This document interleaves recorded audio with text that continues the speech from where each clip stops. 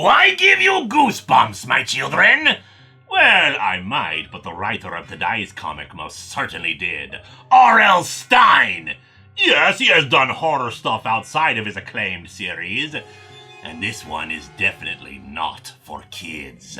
Still, while this never went beyond this single miniseries, it was intended for more. And thus we have ourselves a horror host, the Nightmare Keeper, in his rather dapper attire, to introduce us to this tale. In Cape Cod, we are introduced to the laboratory of the Cameron brothers, Jordan and Isaac, along with Jordan's girlfriend Stella. After procuring some fresh intestines from the butcher for their work, they recognize that they may need to hurry. People are beginning to become suspicious of their work and the meat they require from town. They claim they're just doing climate change work, a line they repeat to some dating reporters who overhear some strange howling noises that night. Until they see a little figure named Frankie step out from behind some curtains and cry for help. Isaac, fully in mad scientist mode, does not want them to leave, even suggesting that their brains can be harvested. But the others are more reasonable. They're not kidnappers and murderers after all. Well, yet.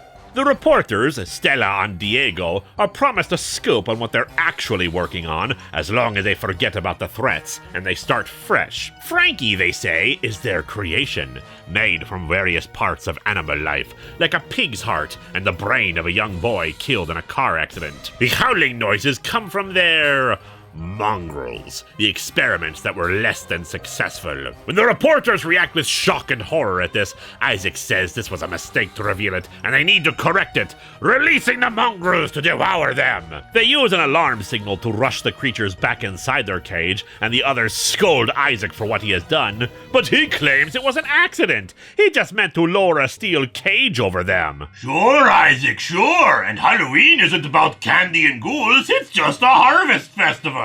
After realizing that the reporters were live streaming this, they quickly set fire to their lab and flee, taking Frankie with them. Thanks to the live stream, firefighters are actually sent to the lab, but they are only met by the burning mongrels that flee the lab to attack and consume them. Our mad doctors flee to the town of Rodenth, where the brothers used to spend summers as kids.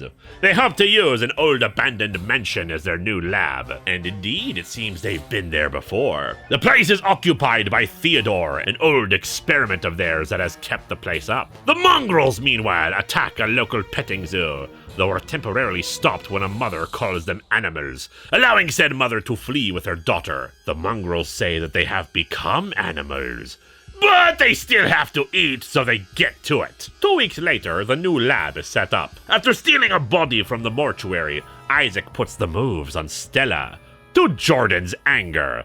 He attacks his brother, but gets stabbed for this trouble. Since this definitely was an accident, he quickly gets to work transplanting his brain into another body and giving it life. And he uses that life to try to strangle his brother. So at least he's using it for a worthwhile cause. He stabs Isaac in the shoulder, but Theodore is able to restrain him and put him upstairs with Frankie, give him a chance to recover. Still, Theodore heard and saw everything, so he promises to get revenge on his behalf. Another 2 weeks pass and Jordan's memory apparently returns. Isaac once again hits on Stella, but she refuses his advances and decides to set Jordan free, thinking Isaac is just trying to keep them prisoner for his own sick desires. But he finds that Jordan and Frankie are already gone. After they fail to get a bus to stop for them, they meet with Isaac and Stella again. Stella seems willing to still love Jordan in the new body, but when she feels his cold lips and shudders at it, he overreacts and strangles her to death. But don't worry,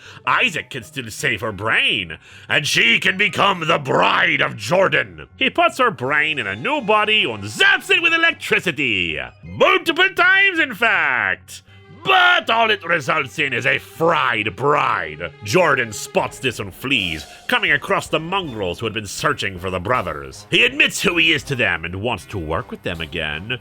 But instead they are angry at their eternal hunger and to devour him instead. Theodore informs Isaac of this, but he just decides that he needs to reveal his discoveries to the world now. He orders Theodore to bring Frankie down for his live stream reveal, but Theodore instead encourages the little one to leave. In town, Frankie is found by the police chief who had been tracking the brothers and informs them of what's going on. He brings his cops along, only to find the mongrels there waiting, devouring the cups. But this was all to Frankie's plans. Now he is the boss monster, the mongrels chanting his name. Then there's Isaac. Time to put him in his cage so they can fatten him up and eat him. A different sort of take on Frankenstein, but a worthwhile take still.